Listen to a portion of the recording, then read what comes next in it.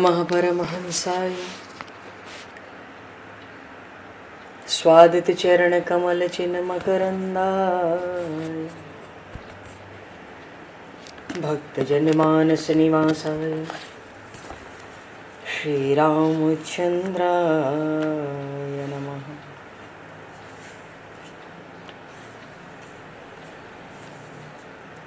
वंदे विदेहतनया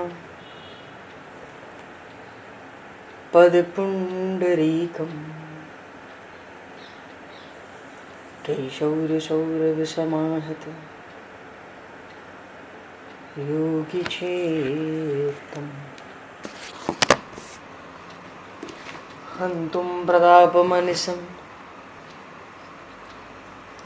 मुनिहंससेव्यं सन्मानशालिपरिपीत परागपुञ्जम्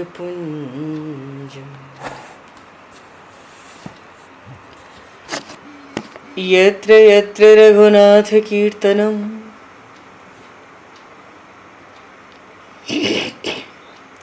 तत्र तत्र कृतमस्तकाञ्जलिं बाष्पवारि परिपूर्णलोचनं मारुतं नमत राक्षसान्तकं कुन्द इंदुसमदेह उमारमण करुणायन जाहि दीन परनेह करहु कृपा मर्दन मयन।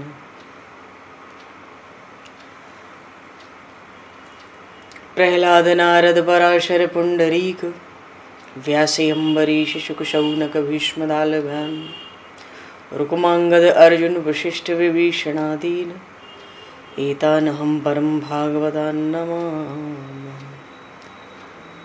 श्री सीतानाथ समारंभां श्री रामानन्दार्य मध्यमाम् अस्मदाचार्य पर्यन्तां वन्दे गुरु परम्पराम्।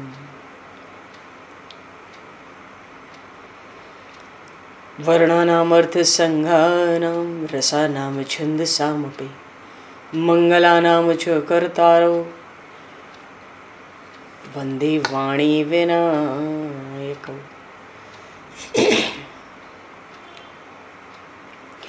नान्यास्पृहा रघुपते हृदये स्मदीये सत्यं वदामि च भवान् किलान्तरात्मा भक्तिं प्रयक्ष रघुपुङ्गवनर्वरां मे कामादिदोषरहितं कुरु मानसं च।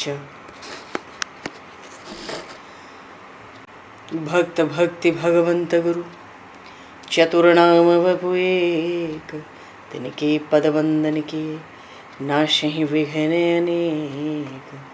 बंधु तुलसी के चरण जिनकी न्यो जग काज कल समुद्र घोरत लगो प्रगट्यो सप्त जहान। श्री गुरु चरण सरोज रज निज मन मुकुर सुधार वर्णो रघुवर विमल यश जोदायक फलचार। हरिशरण श्री राम जय राम जय जय राम श्री राम जय राम जय जय राम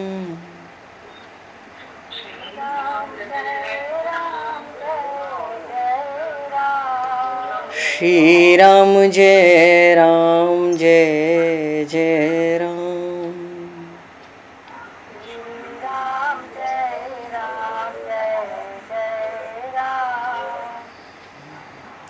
जय सिया राम जय जय हनुमान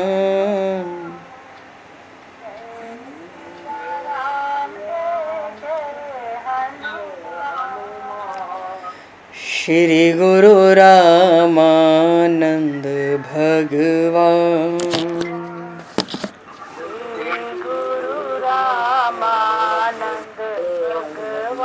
श्री गुरु रामानंद भगवान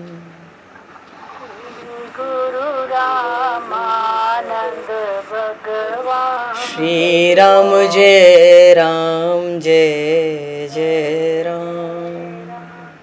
श्री राम जय जय राम। जय सिया राम जय जय सिया राम।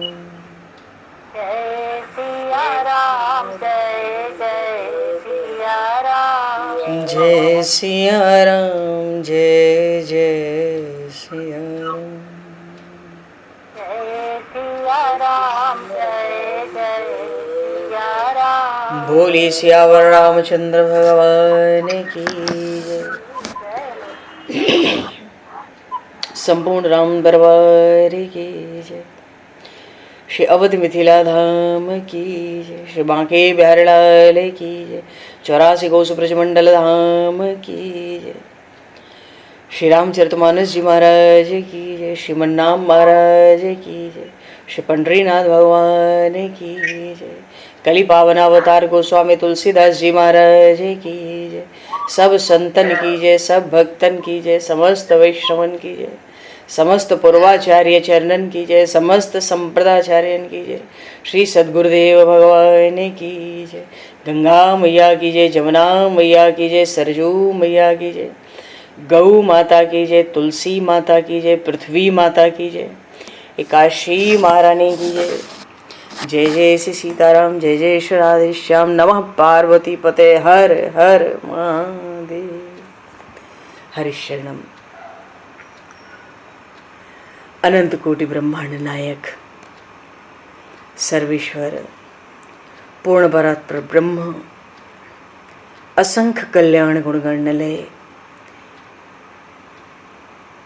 भक्तवांशा कल्पतरु शरणागत वत्सल भक्त वत्सल दीनबंधु दया सिंधु श्री कौशल्य आनंद वर्धन श्री दशरथ नंदन श्री जानकी कंठभूषण भगवान श्री सीताराम जी महाराज की असीम कृपा करुणा से श्री हनुमान जी महाराज की परम पावन भावमयी सन्निधि में महापुरुषों की भावमयी उपस्थिति में एवं आप सभी श्रद्धालु भक्त वैष्णवों की मंगल सन्निधि में मानव जीवन का सर्वोत्कृष्ट फल भगवत गुणगान भगवत कथा का आनंद हम सभी श्री राम कथा के माध्यम से प्राप्त करने जा रहे हैं। सर्वप्रथम आप सभी भक्त जनों के श्री चरणों में भगवत भाव से सादर वंदन सादर नमन। आप सभी को यथा योग्य जय सिया राम, जय जय श्री राधे हरि श्याम, जय श्री राम।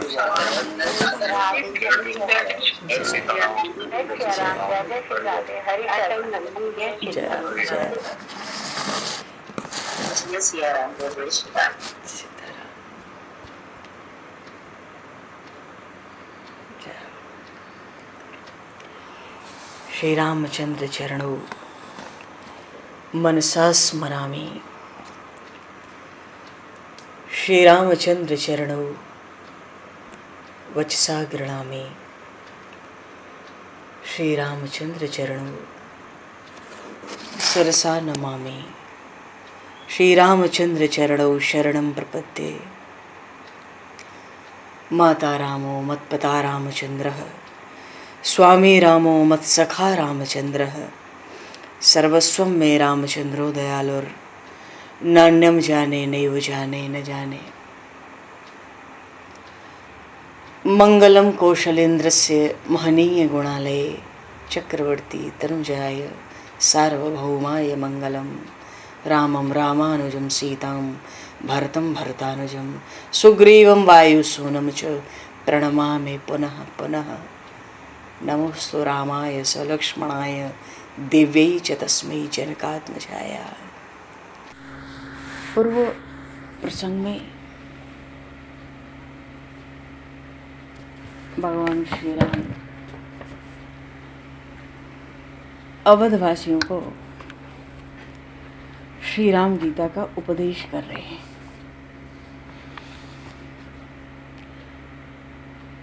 एक बार रघुनाथ बुलाए, गुरु द्विज पुरवासी सब आए, गृहस्थ विरक्त सब आए, अयोध्या का पूरा समाज आया, संपूर्ण प्रजा आई, परिजन पूरीजन सब। प्रभु अपने राज धर्म का निर्वाह कर रहे हैं इस प्रसंग में, क्योंकि राजा का धर्म होता है प्रजा को उपदेश देकर उसका आत्म कल्याण करना। इसी को दृष्टिगत करते हुए प्रभु श्री राम ने राम गीता का उपदेश किया।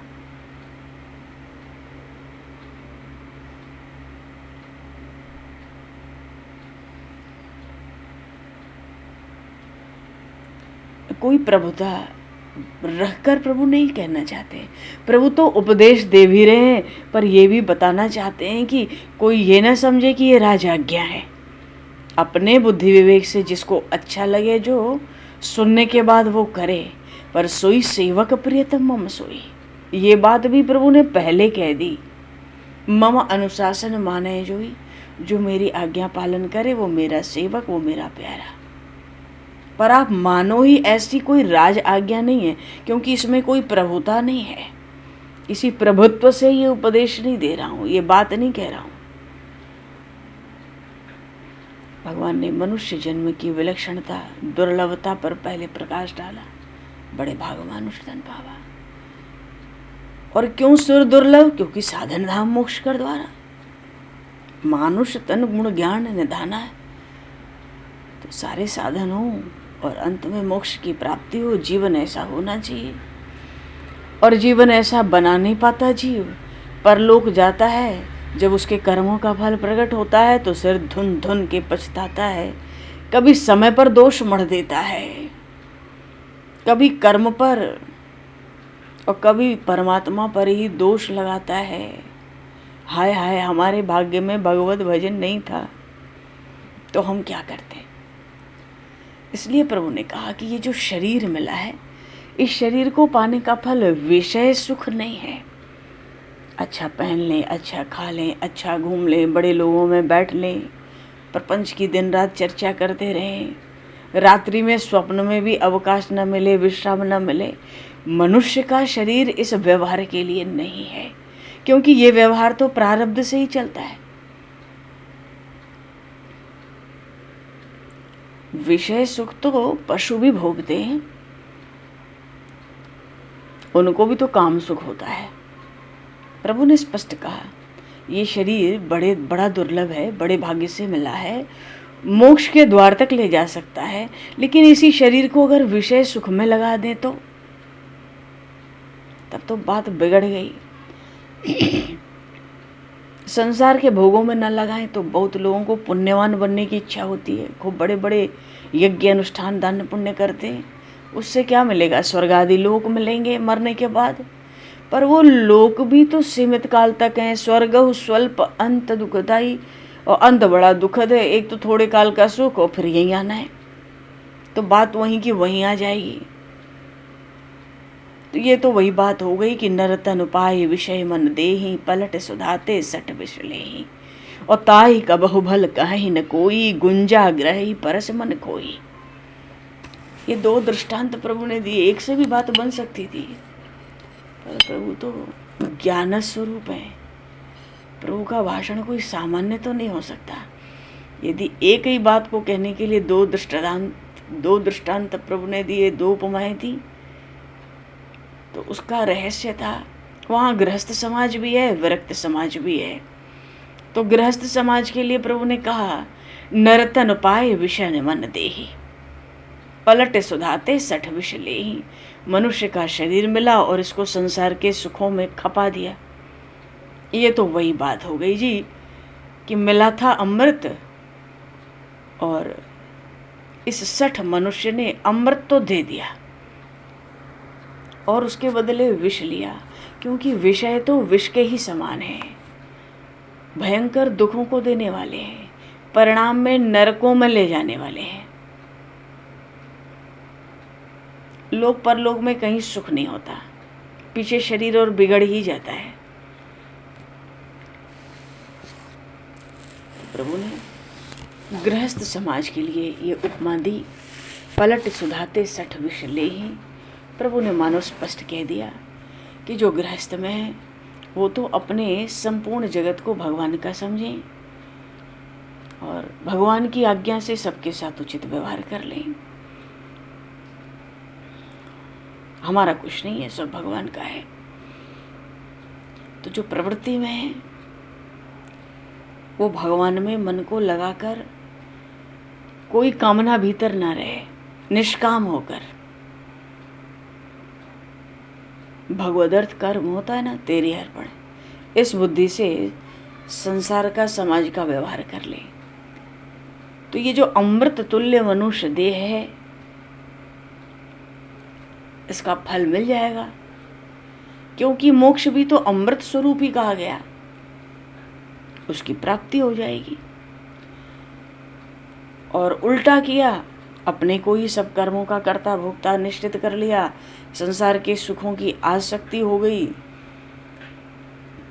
तो अमृत के समान ये जो नर शरीर है, इसका जो सुंदर अवसर प्रभु ने दिया वो तो नष्ट हो गया। पलटी सुधाते 60 विष लें, विष क्यों? क्योंकि फिर उसका फल तो 84 लाख योनियां ही है। पर जो प्रभु ने यहाँ दूसरी उपमा दी, प्रभु प्रसंग में ये प्रसंग आया था, जो दूसरी उपमा प्रभु ने दी, पहली बात तो प्रभु ने गृहस्थ आश्रमों के लिए, प्रवृत्ति मार्गों के लिए कहा, भक्तों के लिए। और आगे जो विरक्त समाज खड़ा है, अपने अपने आसन पर विराजमान है अवध में, आम दरबार लगा है, बड़ा भारी दरबार है, इसलिए वो बहुत भीड़ है, पर सबको यथास्थान आसन मिला हुआ है। जो साधु ऋषि मुनि सन्यासी दिख रहे हैं, उनकी ओर दृष्टिपात करके प्रभु ने दूसरी उपमा दी, ताहि कबहु भल काहे न कोई, गुंजा ग्रह परस मन खोई। कि पारस मणि को तो खो देता है, जीव को भगवान ने पारस मणि दी, मनुष्य शरीर, उसको खोकर गुंजा का ग्रहण किया। ये निवृत्ति मार्गों के लिए है। अथा तो ब्रह्म जिज्ञासा।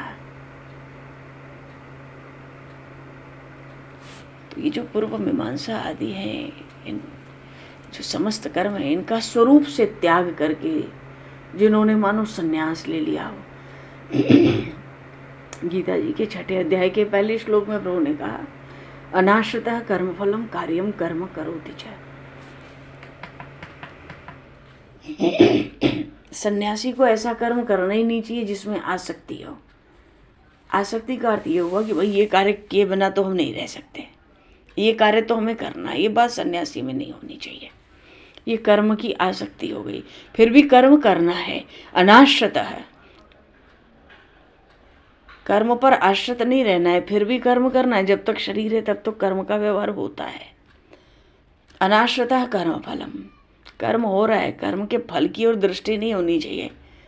विरक्तों के लिए प्रभु कह रहे हैं, कार्यम कर्म करोति च, जो करने योग्य कर्म है वो करो, कर्म के फल में आसक्ति न हो कि हम ये करें तो ये बात हो, ये बात हो तब तो हम ये करें, और नहीं तो फिर छोड़ो, ये बात नहीं है। विरक्तों के लिए तो ये बात बिल्कुल नहीं है। इसका तात्पर्य ये है, भगवान कहते हैं, गुंजा ग्रह परस मन खोई। जो लोग मनुष्य शरीर पाकर, जिसका फल विषय भोग है ही नहीं, ऐसे मनुष्य शरीर को पाकर और कहें कि वास्तव में मनुष्य शरीर को सफल बनाने के लिए सब प्रपंचों से मुख मोड़कर जो निवृत्ति को प्राप्त हो चुके हैं, मानो चतुर्थ आश्रम में प्रवेश हो गए हैं या काषाय वेश धारण कर चुके हैं, अगर वे ही यदि सांसारिक प्रवृत्तियों में, सांसारिक प्रवृत्तियों के प्रपंचों में फंसते हैं, ये तो वही बात हुई ना कि जिस कर्म का हमने न्यास किया संन्यास में, उसी कर्म में फिर से लग गए। ये तो वही बात हुई ना कि अनमोल पारस मणि को फेंक के गुंजा, घुंघची होती है ना, दमड़ी भर की चीज नहीं होती घुंघची, उसको ग्रहण कर रहे हैं। विषय सुख, विषय भोग या प्रपंच में प्रवृत्ति, संसार के कार्य में प्रवृत्ति। विरक्त महात्मा जन की वृत्ति नित्य निरंतर परमात्मा की ओर होनी चाहिए, धारा प्रवाह। सन्यासी का दंड ही नारायण स्वरूप होता है। दंड धारण करता है सन्यासी, नारायण को पकड़ लिया। आपका और क्या पकड़ना है? क्या बचा? कुछ नहीं। इसलिए भगवान ने कहा, भैया तुमने ये जो कासाई वस्त्र पहना, गेरुआ रंग सन्यास का, ये जो कासाई वस्त्र होता है ये तो दृढ़ वैराग्य का स्वरूप होता है।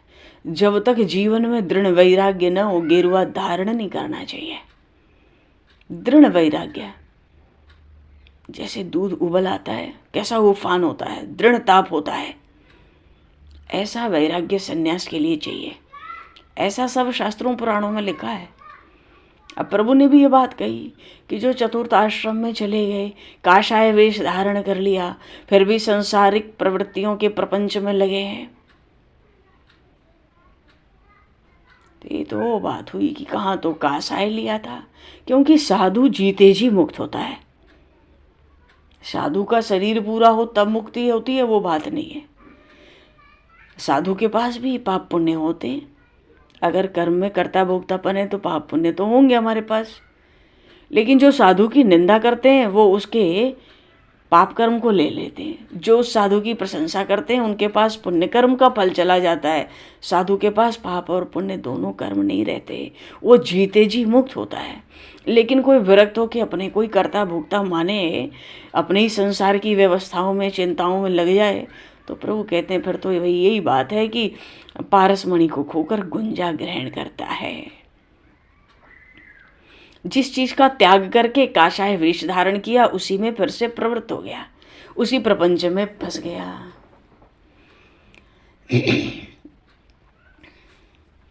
अच्छा, गृहस्थों के लिए जो पहली उपमा प्रभु ने दी उसमें मन शब्द का प्रयोग किया प्रभु ने।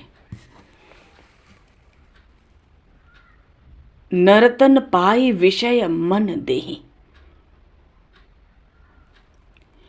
और जब सन्यासियों की विरक्तों की बात की तो ग्रहण शब्द का प्रयोग किया प्रभु ने। गुंजा ग्रही परस मन खोई।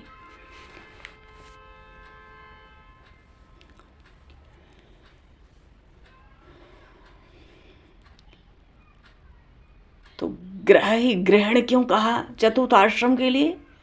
कर्मेंद्रिय है ना हाथ, तो कर्मेंद्रिय तो हाथ की क्रिया है। ग्रहण के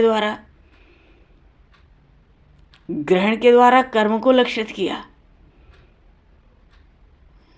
एक बात और है, मर्यादा पुरुषोत्तम श्री रघुनाथ जी के श्रीमुख से जो प्रवृत्ति मार्गी हैं, गृहस्थ आश्रमी हैं, उनको ये भी कहा कि इनके जीवन में अगर चूक हो जाए तो उनको सठ कहा जाएगा।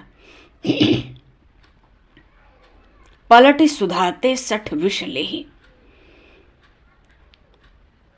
गृहस्थाश्रमी चूक जाए तो सठ कहा प्रभु ने उनको। पर जो विरक्त वेशधारी हैं उनके वेश की मर्यादा रखने के लिए उनकी चूक है तो बहुत बड़ी चूक है। क्यों? उन्होंने वेश लिया ही परमात्मा की प्राप्ति के लिए, और फिर भी चूक जाए तो बड़ी भारी चूक हुई ना।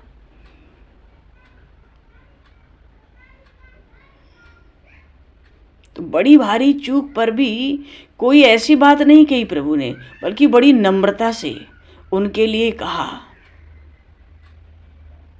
क्या कहते हैं प्रभु उनके लिए? कि भाई ऐसी भयंकर गलती करो तो क्या तुम्हें कोई भला कहेगा?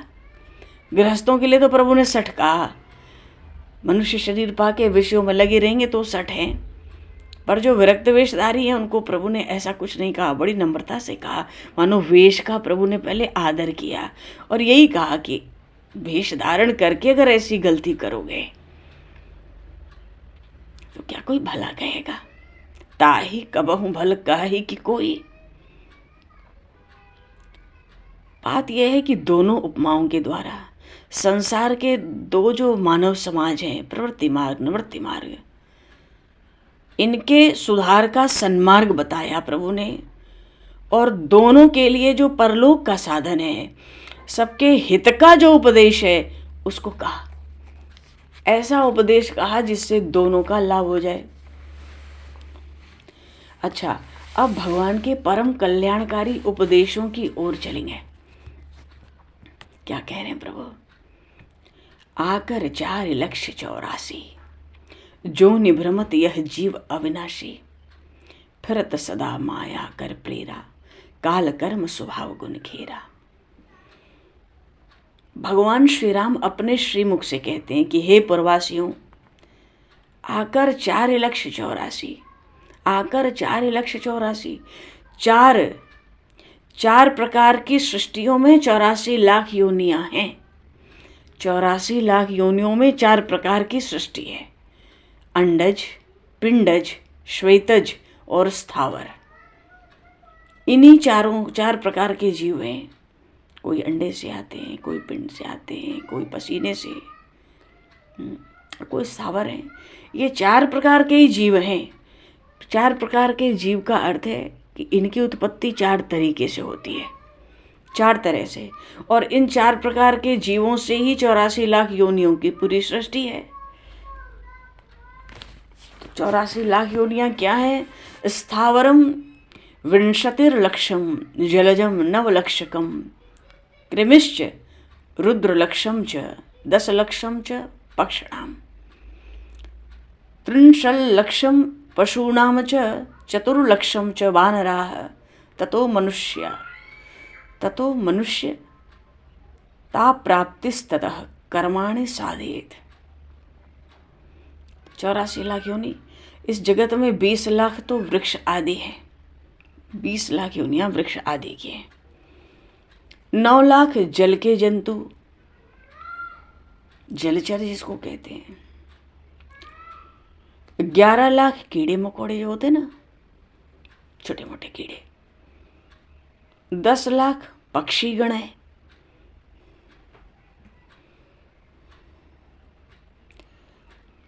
ना। और 30 लाख 4 पैर वाले पशुओं की योनि है। 4 लाख बंदर की योनि है। कुल मिला कितने हुए? 84 लाख योनियां। तो जलचर 9 लाख, थलचर 20 लाख वृक्ष आदि में, और जो नवचर हैं वो 10 लाख, 4 पैर वाले पशु 30 लाख, 4 लाख बंदर,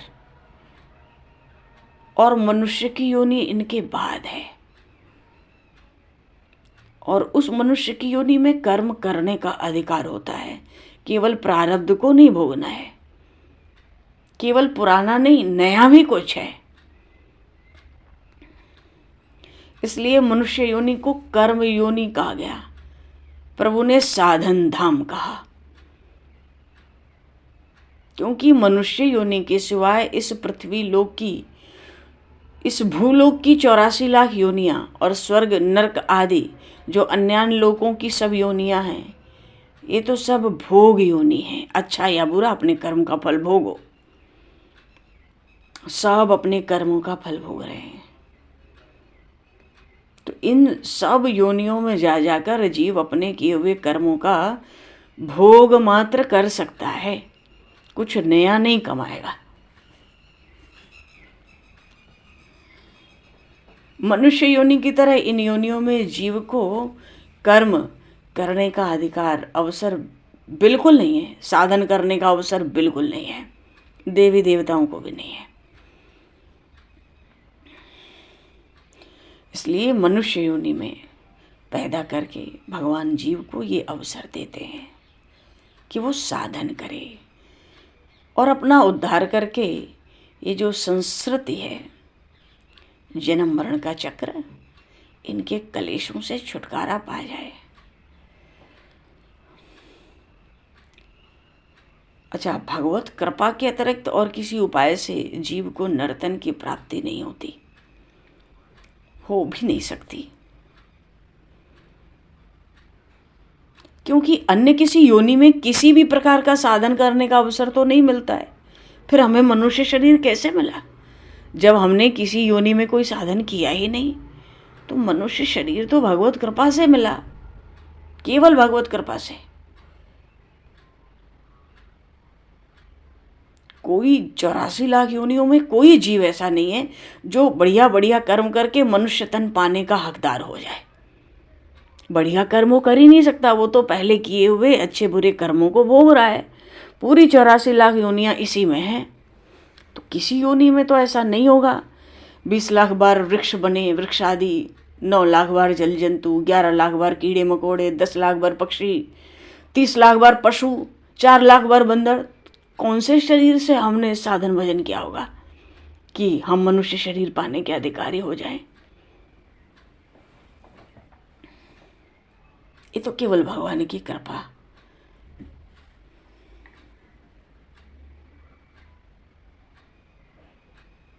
अच्छा, भगवान की कृपा जिस समय प्राप्त होती है जीव को, उस पर जीव का कोई वश भी नहीं होता है।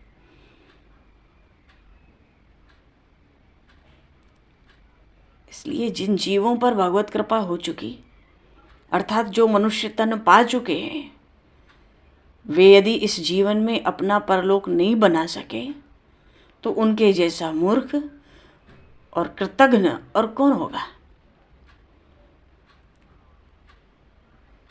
अगर इस शरीर से परलोक नहीं बना तो फिर किस मुंह से ईश्वरीय करुणा की याचना करेंगे हम? नहीं कर सकते, नहीं कर पाएंगे। भगवान की करुणा बरसे हम पे, किस मुंह से कहें? प्रभु कहेंगे इतनी कृपा तो पहले दे रखी है, मनुष्य शरीर उसका सदुपयोग किया नहीं, अभी करुणा मांगने और आ गया। जो दिया है उसका तो आदर करो।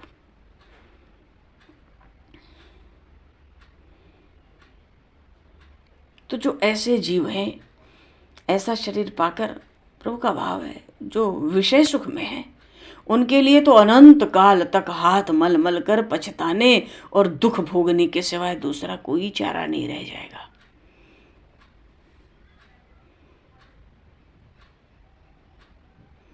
गोस्वामी श्री तुलसीदास जी महाराज ने विनय पत्रिका में भी कहा ना, एक जगह कहते हैं क्या, तुलसीदास यही अवसर चूके का पुण्य कह पछते हैं। एक बार अवसर चूके पीछे पछता के क्या करोगे। एक पद लिखा गोस्वामी जी ने, मन पछते ही हैं अवसर भी थे। ऐसे ऐसे पद। तो अच्छा, प्रभु क्या कह रहे हैं? प्रभु ने तो कहा कि आकर 4,84,000 जो निभ्रमत या जीव अविनाशी।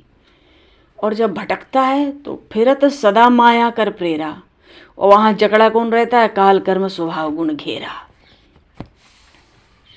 जीव माया की प्रेरणा से काल कर्म गुण और स्वभाव से घिरा रहता है, मानो इसी के वशीभूत होकर भटकता रहता है।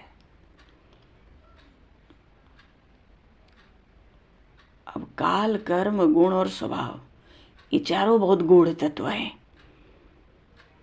इसको थोड़े में हम लोग ऐसे समझेंगे कि कोई भी मनुष्य कोई भी कर्म करने के लिए विवश है। अच्छा बुरा कोई कुछ भी नहीं कर रहा है, हर कोई वही कर रहा है जिसके लिए वो विवश है।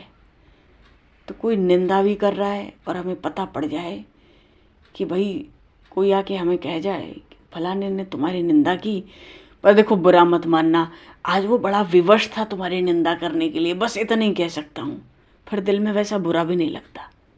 कोई बड़ा प्रेम प्रकट करे और धीरे से कोई कहावे कि भाई तुम ज़्यादा फूलो नहीं, उसके प्रेम पर रिझो नहीं। आज जो उसने प्रेम की बात की है ना, वो तो उसको करने के लिए विवश है, विवश था। तो जो फूल रहा था वो ज़्यादा फूलेगा भी नहीं। ये काल कर्म गुण स्वभाव ऐसा ऐसा बांध रखा है। भगवान श्री राम ने माँ कैकेयी से कहा था, माँ कैकेयी के भीतर बड़ी ग्लानि रहती थी ना वनवास के प्रसंग को लेकर। प्रभु समझाते, तरह तरह से प्रबोध करते। जननी जनि होई दुखी जिय में, विधि की करनी कछु जात न जानी। अच्छा, ये विधि की करनी क्या है? यही है काल कर्म गुण स्वभाव। घिरा है मनुष्य, और इसके घिरा ही नहीं है, वश में भी है। उसका वश ही नहीं चलता इनमें से किसी पर। तो कैसे घिरा है? जीव माया की प्रेरणा से। माया फिरत सदा माया कर प्रेरा, माया की प्रेरणा से भटक रहा है। किसके बीच में? काल कर्म गुण स्वभाव घिरा हुआ है, इसी में भटक रहा है, इसके बस की नहीं है बाहर आ जाए। जननी जन होय दुखी जिय में, माँ कैकेयी के हृदय के दुख को, ग्लानि को प्रभु कैसे मिटा रहे हैं। विधि की करनी कछु जात न जानी, सब नाचत कर्म के डोर बंधे, अस कोई नहीं अपने बस प्राणी, कोई अपने बस में है ही नहीं। अस कोई नहीं अपने बस प्राणी, जब कोई अपने बस में है ही नहीं तो किसको कैसे देखा जाए, कहाँ प्रसन्न हुआ जाए, कहाँ रुष्ट हुआ जाए।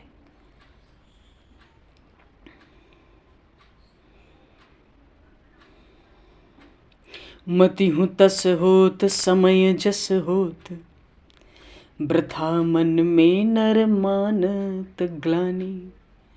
ये जो काल है ना, काल कर्म गुण स्वभाव में जो काल है, समय आता है जिस काम का, सबकी बुद्धि को ये काल वैसा बना देता है।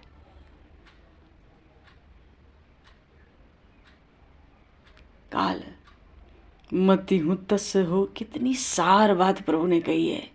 बहुत ऊंचा कर्म का, बहुत ऊंचा सिद्धांत, और माँ कैकेयी को ऐसे सरल शब्दों में प्रभु ने सहजता से कह दिया, इतनी सरलता से। मति हूँ तस होत समय जस होत, वृथा मन में नर मानत ग्लानि। मानो माता जैसा समय था उस समय ने आपसे वैसा करा लिया निमित्त बना के, अब आप हृदय में इतनी व्यथा और ग्लानि न रखो। मति हूँ तस होत समय जस होत, वृथा मन में नर मानत ग्लानि। सपनों तो सबे अपनो न कछु, सपनों तो सबे अपनो न कछु, जिय जिय जानि के हानि न मानत ज्ञानी, जिय जानि के हानि न मानत ज्ञानी, जिय जानि के जिय जानि के हानि न मानत ज्ञानी। तो सब स्वप्नवत,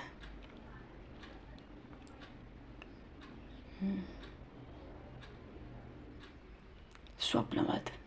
तो क्या इसमें हानि है और क्या लाभ है? स्वप्न में कोई राज्य मिल जाए और नींद से उठ के किसी को बेचें अपना राज्य, कि भाई स्वप्न में ये राज्य मिला, इतने में बेच रहे हैं, तो लोग कहेंगे भैया तुम्हें कैसे मिला? बस सपने में मिला था, चल फोड़ यहाँ से। स्वप्न के राज्य का क्या मोल है? कोई मोल नहीं है, जगत का कोई मोल नहीं। तो कहाँ थे हम लोग? हाँ, फिरत सदा माया कर प्रेरा, काल कर्म स्वभाव गुण घेरा। इतने ही समझ ले हम लोग कि कोई अपने बस में नहीं है, सब आपे से बाहर। किसी को बहुत क्रोध आवे तो हम देख के कहते नहीं एकदम, अरे बड़ा क्रोधी है, आपे से बाहर है।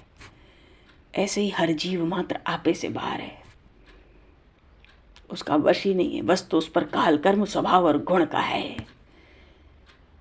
तो सुनने वाला सोचेगा ना कि प्रभु जब हम पे हमारा कोई बस ही नहीं है तो हमें क्या ज्ञान दे रहे हो। हम उपदेश लेके क्या करेंगे जब हम पे हमारा बस ही नहीं है?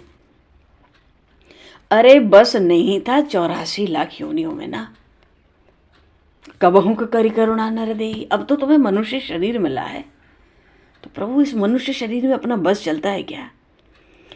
अरे बस वहाँ नहीं चलता है जो प्रारब्ध है, जो पहले के कर्मों का फल भोग रहे हैं, पर जो नया करना है तेरा बस है भाई। तुझे स्वतंत्रता मिली है, मानुष तन गुण ज्ञान निधाना।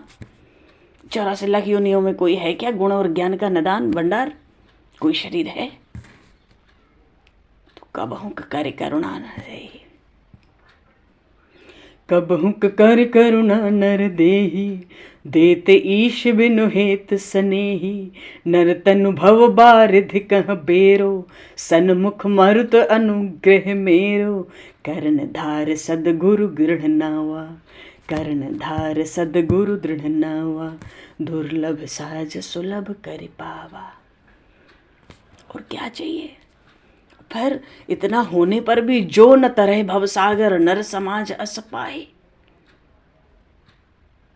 सौ कृत निंदक मंद मति, आत्मा हन गति जाए। ये प्रभु कह रहे हैं। ऐसे ही फटकार लगाई गीता जी में भगवान श्री कृष्ण ने, ऐसे ही शब्दों का प्रयोग किया। बिल्कुल मालूम पड़ता है कहीं कहीं शब्दों का चयन और भाषा से, बिल्कुल भाषा शैली से मालूम पड़ता है कि जिन्होंने राम गीता सुनाई उन्होंने ही द्वापर में आके गीता जी का उपदेश दिया। एकदम सार बात निचोड़ दी प्रभु ने। हाँ, तो क्या कह रहे हैं प्रभु कि देखो, जीव तो माया की प्रेरणा से, काल कर्म गुण स्वभाव से घिरकर मानो अपने इनके वश में होकर भटक रहा है। तो ऐसे जीवों के लिए मनुष्य योनि तो बहुत दुर्लभ है। दुर्लभ हो गई ना, जो अपने बस में ही नहीं है वो क्या पाएगा मनुष्य तन। तो कैसे मिला? इस नरदेह को तो करुणा निधान श्री परमेश्वर, प्रभु वो करुणा निधान परमेश्वर कैसे हैं? जो बिना स्वार्थ के अकारण ही सब जीवों पर दया और स्नेह रखते हैं, वही करुणा निधान श्री परमेश्वर बड़ी करुणा करके इस नर देह को देते हैं। गीता जी में भगवान ने कहा, सुहृदयं सर्वभूतानां ज्ञात्वा माम शांति मृक्षते। समस्त प्राणियों का, भूत का अर्थ होता है प्राणी, समस्त प्राणियों का मैं सुहृदय हूं। सुहृदय का अर्थ ही है सब पर स्वार्थ रहित दया और सब पर स्वार्थ रहित प्रेम प्रभु का है। और ये नर शरीर इतना भटक रहा था मनुष्य, काल कर्म गुण के स्वभाव के वशीभूत होकर प्रभु ने करुणा करके ये दुर्लभ मनुष्य शरीर दे दिया। और फिर प्रभु का तो स्वभाव ही है अकारण, बिना स्वार्थ, अकारण कृपा करना, जीव पर दया करना, स्नेह रखना। एक महापुरुष कहते थे,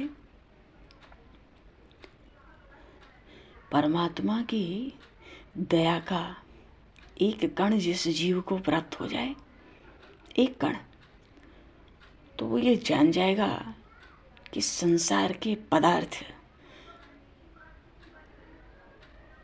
अनित्यता से ओतप्रोत है। मानो उसकी दृष्टि बाहर नहीं जा सकती। सब नाशवान, क्षणभंगुर, क्षणिक, सब अपने नाश की ओर दौड़ रहे हैं। तो वो तो सब पर अकारण दया और स्नेह रखते हैं। उन्होंने बड़ी करुणा की, करुणा करके मनुष्य शरीर दे दिया। और कबहू करी करुणा नर देहि, देत ईश बिनु हेतु स्नेही, बिना किसी स्वार्थ के दयावश स्नेहवश देते हैं, करुणा करके। और फिर अब प्रभु उपदेश दे रहे, सुनो, ऐसे दुर्लभ मनुष्य शरीर को पाकर, ये नर शरीर कैसा है? नरतन भव बारिधि कहाँ बेरो, सन्मुख मर्त अनुग्रह मेरो। कर्णधार सदगुरु दृढ़ नावा, दुर्लभ साज सुलभ करि पावा। शरीर ही नहीं दिया, प्रभु कहते हैं हमने आगे की भी सब व्यवस्था कर दी है कि तुम अपना परलोक बना लो, अपने आत्मा के हत्यारे खुद ना बनो। प्रभु कहते हैं, हे सभासदों, ये मनुष्य का तन भव सागर से तरने के लिए बेड़ा है, छोटी सी नौका की तरह है। और इस बेड़े को पार करने के लिए अनुकूल वायु हो। अब बेड़ा ऐसा है तो नौका में तो पतवार होती है, बेड़े में पतवार नहीं होती। पर प्रभु फिर भी पतवार की भी व्यवस्था कर देते हैं उस बेड़े में। तो बेड़े को तो पहले अनुकूल वायु चाहिए ना, जिसमें पतवार नहीं लगी है। मानो ऐसी कोई नौका हो जिसमें पतवार ना हो, वो भव सिंधु जैसे सिंधु में पड़ जाए तो किधर चलेगी? जिधर वायु होगी। वायु के प्रवाह से इधर उधर गोते खाओ। भगवान कहते हैं कि बेड़ा तो है नर शरीर भवसागर से पार होने के लिए, पर ये जो वायु का प्रवाह है ना, ये अनुकूल है, तुम्हारे प्रतिकूल नहीं है। क्योंकि वायु की जो अनुकूलता है उसके स्थान पर मेरा जीव पर अनुग्रह है। बोले श्री भक्त वत्सल भगवान की जय। मानो इस बेड़े को प्रतिकूल वायु नहीं लगने देता हूं कि इधर उधर थपेड़े खाए, अपनी अनुग्रह की अनुकूल वायु प्रदान करता हूं कि धीरे धीरे ही सही एक किनारे लग जाए। और पतवार न भी लगने हो तो भी व्यवस्था कर देता हूं, पतवार की भी व्यवस्था कर देता हूं। मेरे अनुग्रह पर विश्वास न हो तो पतवार पर ही सही, कृपा से नौका चलेगी। अगर इस पर विश्वास नहीं है, भय ज्यादा है, तो मैं पतवार भी लगा दूंगा। महाराज पतवार कैसे? कर्णधार सदगुरु दृढ़ नावा, दुर्लभ साज सुलभ कर पावा। जो सच्चे संत और सदगुरु हैं वही कर्णधार हैं। इस बेड़े के कर्णधार वही हैं। कर्ण किसको कहते हैं? पतवार को, जो नावों के सिरों पर टंगा रहता है, जल में लटकाया जाता है जिसको। मल्लाह उसी को तो घुमा घुमा कर जिधर जाना चाहता है उधर नाव को सीधी करके ले जाते हैं। यही कारण है। ये जो पतवार है इसको तो बलपूर्वक धारण किया जाता है। इसीलिए तो जो मल्लाह होते हैं, नाव को खेते हैं, उनको कर्णधार कहते हैं, क्योंकि पतवार को वो धारण करते हैं और सीधी दिशा में नौका ले चलते हैं। तो कर्णधार सदगुरु दृढ़ नावा, सच्चे संत सदगुरु कर्णधार है। अब तो तीनों बात सुलभ हो गई ना। जो तीन महा दुर्लभ बातें थी वो तीनों सुलभ हो गई। ये तो दुर्लभ साज था जो हमने मानव मात्र के लिए सजा दिया। मानव मात्र का अर्थ है भाई जिसकी कामना है, जिसको विवेक है कि हमें इस भव सिंधु से पार होना है, परलोक बनना चाहिए, समय नहीं है। दुर्लभ साज सुलभ कर पावा। तो दुर्लभ साज क्या है? तीन है। एक तो मनुष्य शरीर का मिलना, एक तो ये दुर्लभ शरीर तो सबके पास है। दूसरे प्रभु ने कहा अनुकूल वायु के रूप में मेरा अनुग्रह, ये भी दुर्लभ बात है। और तीसरा कर्णधार सदगुरु दृढ़ नावा, ये भी दुर्लभ है।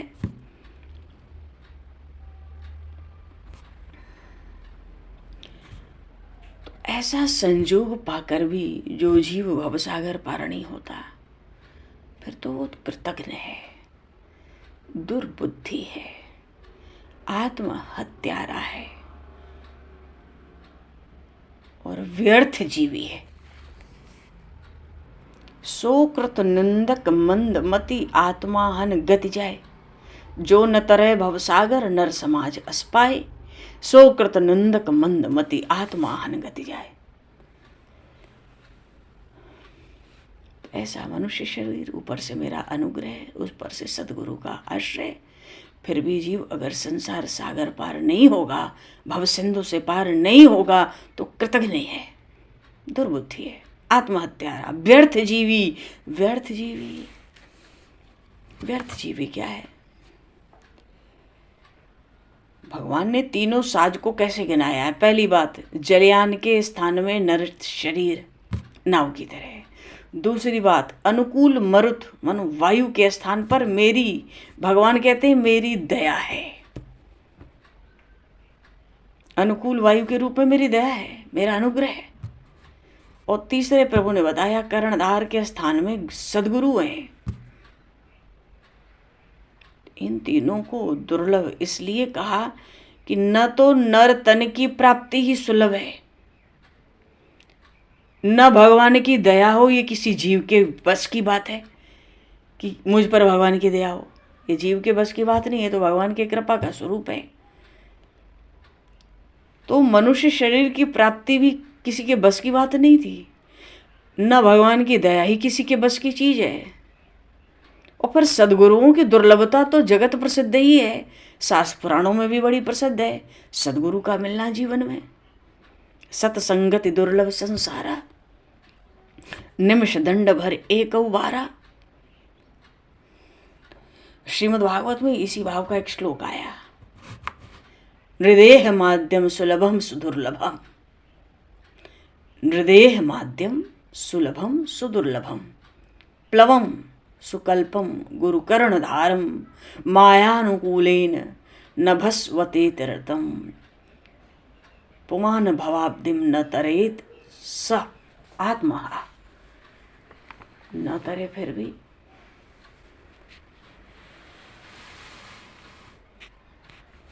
भगवान ने देखो यहाँ दृढ़ शब्द का प्रयोग किया, कर्णधार सदगुरु दृढ़ नावा। दृढ़ क्या है? यहाँ भगवान अपने सदुपदेश को श्रद्धा के साथ श्रवण करने की बात कहने के बाद दृढ़ शब्द से क्या कहते हैं? मनन और गहन। तो मनन हो और गह हो तो ग्रहण भी करो, मनन भी करो, ग्रहण भी करो। तो मनन और ग्रहण होगा तो निधिध्यासन का तो हो गया। निधिध्यासन का नाम ने लेके मानो संकेत कर दिया दृढ़ शब्द कहते ही, कर्णधार सदगुरु दृढ़ नावा। मानो सदगुरु से जो भी सदुपदेश श्रवण करो, दृढ़ता रखो, मानो मनन करो, उसको ग्रहण करो, तो तुम्हारा निधिध्यासन भी हो गया। श्रवण मनन निधिध्यासन तीनों को ही तो लक्ष्य करा दिया ना। देखिए चौपाई आई रामचरितमानस में, बहुत सुंदर,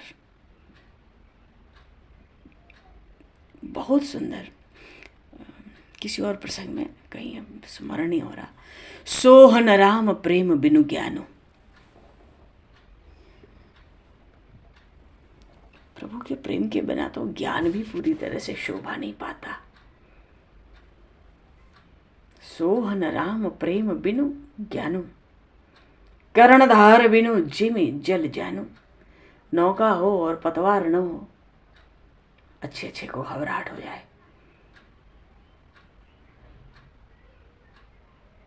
ज्ञान की भी शोभा, ज्ञान भी तब शोभा पावे जब उसमें प्रभु के प्रति प्रेम हो। ये बहुत दुर्लभ बातें हैं। प्रभु उपदेश कर रहे हैं, नहीं कहीं ये प्रसंग, ये चौपाई कहीं रामचरितमानस में आई है। सोहन राम प्रेम बिनु ज्ञानू, कर्णधार बिनु जिमि जल जानू। इसलिए जो नर्तन को प्रभु ने नौका कहा तो सदगुरु को पतवार कहा, पर दृढ़ सदुपदेश का श्रवण मनन और ग्रहण तीनों को लक्ष्य करा दिया। दृढ़ दृढ़ कहने का ही अर्थ है तीनों को लक्ष्य में कर लो, श्रवण मनन ग्रहण। और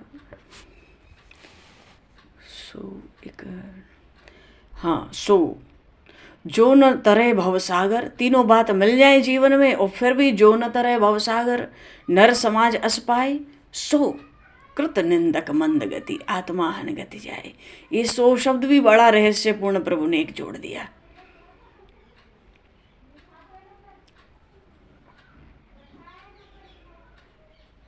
तो सो कृत निंदक मंद गति, मंदमति, आत्मा हन गति जाए। सो माने कौन? सो शब्द कहकर यहाँ भगवान सूचित कर रहे हैं, अरे जब भक्ति के बिना ज्ञानी भी प्रिय नहीं होता तो औरों की बात ही क्या है। भक्तिहीन बिरंच की न होई, सब जीवों सम प्रेम हम सोई। जैसे सब जीव वैसे ब्रह्मा, भक्ति नहीं है तो जैसे सब जीव वैसे ब्रह्मा। तो भक्ति के बिना भी प्रभु जीव प्यारे। हाँ क्यों? सब मम प्रिय सब मम उपजाए, सब मेरे ही तो हैं। अरे शरण, सब मेरे ही तो हैं तो मुझे तो प्रिय होंगे।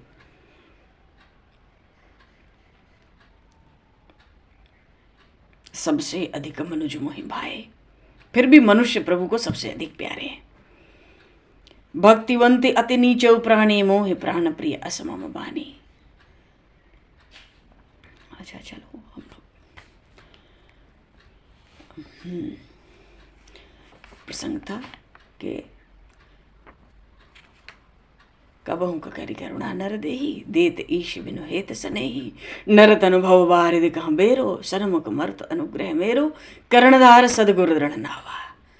सब तीनों जो दुर्लभ साजे हैं, सुलभ करके मनुष्य को प्राप्त हुआ।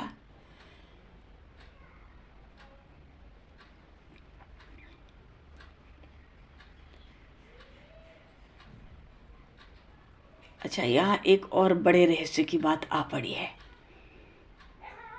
वो ये कि श्री रघुनाथ जी महाराज अब तक के अपने कथन में, भाषण में ईश्वर को अन्य पुरुष के रूप में कहते आए। कह रहे थे ना, ईश्वर ही मिथ्या दोष लगाए, देश त ईश बिनु हेतु सनेही। पर अब प्रभु ने ईश्वर को अन्य पुरुष के रूप में नहीं कहा।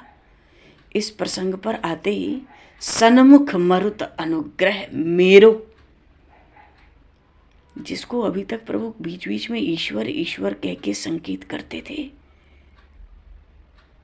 भरी दरबार में प्रभु ने स्वीकार कर लिया। मानो सन्मुख मरुत अनुग्रह मेरो, मेरा ही अनुग्रह रहता है जीव पर। इस चौपाई से ये बात बिल्कुल स्पष्ट हो गई कि वो ईश्वर मैं स्वयं ही हूं। तो जब एक बार खुलासा हो गया, तो अब आगे की सब चौपाइयों में बार बार प्रभु ने बराबर ऐसे ही स्पष्ट शब्दों का प्रयोग आगे करने वाले हैं। प्रभु भगति मोर पुराण श्रुति गाई, ईश्वर की भक्ति नहीं, भगति मोर। फिर आगे ये भी कहा है, मोर दास कहा ही नरासा। मोर दास ईश्वर का, परमात्मा का दास नहीं, मोर दास मेरा दास बनता है, मनुष्य की आशा करता है।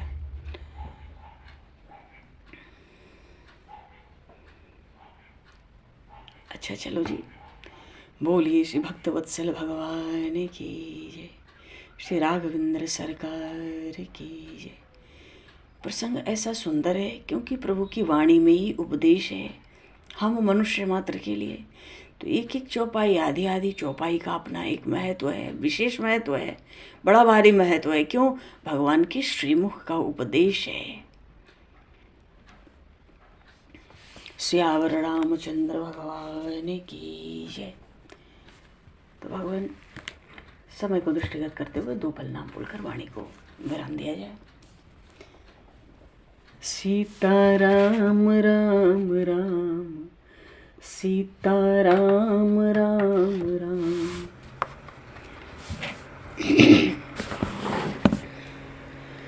सीताराम राम राम, सीताराम राम राम,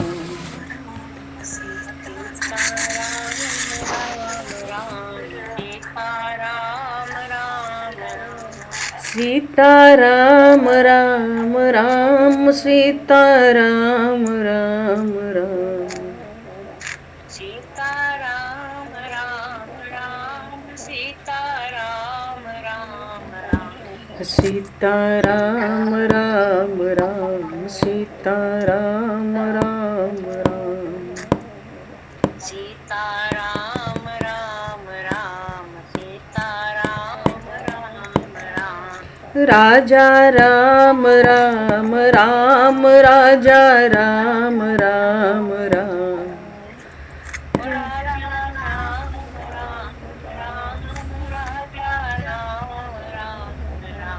सीताराम राम राम, सीताराम राम राम, सीताराम राम राम, सीताराम राम राम, सीताराम राम राम, सीताराम राम राम, राजा राम राम राम, बोलिए सियावर रामचंद्र भगवान की जय। संपूर्ण राम दरबार की जय। सब संतन की जय, सब भक्तन की जय, सब गुरुदेव भगवान की जय। समय को दृष्टिगत करते हुए आज ही पर वाणी का विराम।